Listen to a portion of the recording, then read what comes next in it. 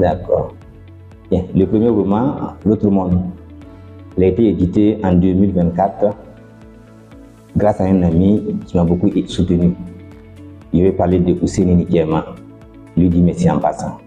Ce roman parle du combat d'une femme que j'ai nommée Geneva contre des mentalités, des conceptions anciennes et surtout désuètes. Entre autres, il y a le combat contre certains stéréotypes.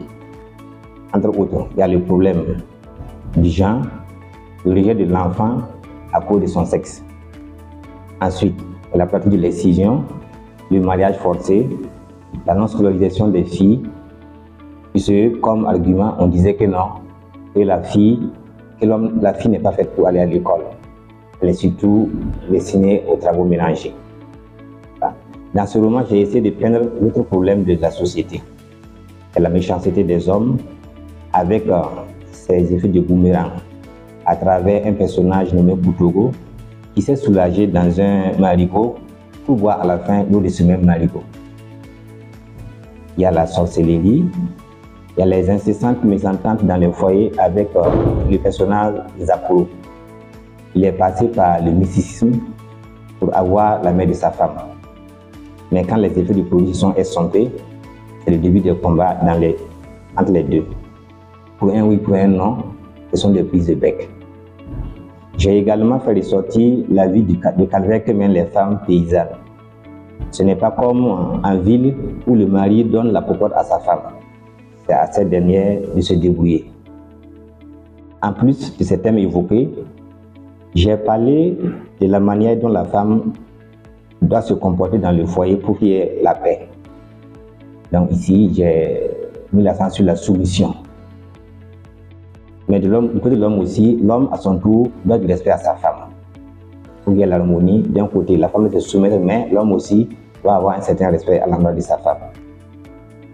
Maintenant, parlant du deuxième roman, Et si mon père avait raison, est tout de suite du premier.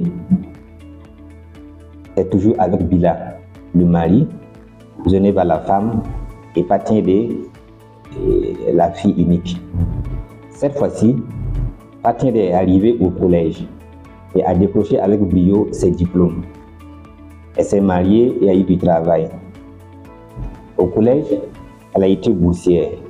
J'ai soulevé les problèmes que cette aide de l'État peut engendrer. Puisque quand l'enfant a eu la bourse, le papa a voulu s'accaparer de cette aide. Et la maman s'est opposée pour dire que non, cette aide n'est pas destinée aux parents, mais pour la cause de l'enfant. L'enfant parcourait une dizaine de kilomètres à pied pour aller sur les cours. La maman a trouvé opportun de lui trouver un vélo et puis il nous a d'abord bien étoffé. Voilà, donc ça a soulevé des problèmes. Mais il faut reconnaître que la bourse a été un facteur déterminant dans la réussite de l'enfant. J'ai aussi soulevé la complicité qu'il y avait entre une mère et sa fille. Quand vous parcourez le roman, entre-temps, on a vu que non, la maman et la fille se sont alliées pour s'opposer aux décisions du papa, un peu tyran, qui était un peu tyrannique. Voilà. Il y a aussi une question que j'ai eu à soulever, comment doit se faire l'éducation des enfants dans la famille? Surtout quand l'enfant commet une faute. Il y a des familles où c'est seulement un des parents qui corrige l'enfant. À ce moment, l'enfant perçoit ce parent, ce dernier, comme celui qui est contre son bien. Pourtant, c'est le contraire. Et j'ai eu à soulever, j'ai proposé une histoire. L'enfant, le père avait donné une certaine heure à l'enfant à Patiende pour que le soir, elle soit à la maison. Et l'heure était fixée à 21h. Une fois, l'enfant est revenu à 21h. Le papa n'a pas trouvé de problème. La seconde fois, elle est revenue à 22h. Le papa lui a dit que non, il faut tenir compte de ce que moi je t'ai dit. Elle a joué la sourde oreille. Elle est revenue l'autre fois à minuit.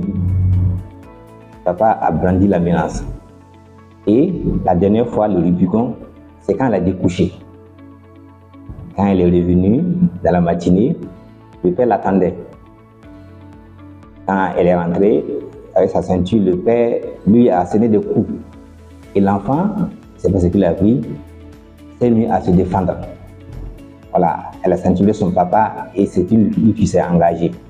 Et comme le papa était plus de vitesse, elle n'attendait pas à ce que l'enfant réagisse. Donc la maman a vu que non, que si elle n'intervient pas, l'enfant qui prend le dessus. Donc l'enfant et la mère a couru au secours de son mari. Ensemble, ils ont en tout cas corrigé l'enfant. Bon. Et à la fin de l'histoire qu'on retire de là, c'est le fait que non, la femme lui a dit que non, ce n'est pas mon mari que j'ai protégé, mais c'est moi-même. Parce que si l'enfant arrivait à frapper son papa, prochainement c'est qui? C'est moi-même là. Voilà, pour dire que non, quand il y a un problème de ce genre-là, c'est au lieu de s'allier pour corriger l'enfant.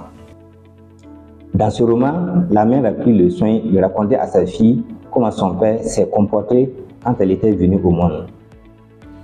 Elle lui a dit que son père était déçu en mettant au monde une fille. Il aurait préféré un garçon qui assurerait la relève. Et c'est elle maintenant de prouver à son géniteur, à son papa, qu'il a eu tort de penser de la sorte. Et l'enfant en tout cas, elle s'est battue pour que le papa comprenne que non, ce que le garçon peut faire, la fille aussi peut aussi le faire. Le dernier point soulevé est le problème de la stérilité, la conception. Pour bien des personnes, si dans le couple, il y a des problèmes de conception, la première personne à être accusée, c'est la femme. Donc c'est le problème soulevé vers la fin du roman. Voilà, c'est en quelque sorte ce que j'ai eu à soulever dans ce écrit-là.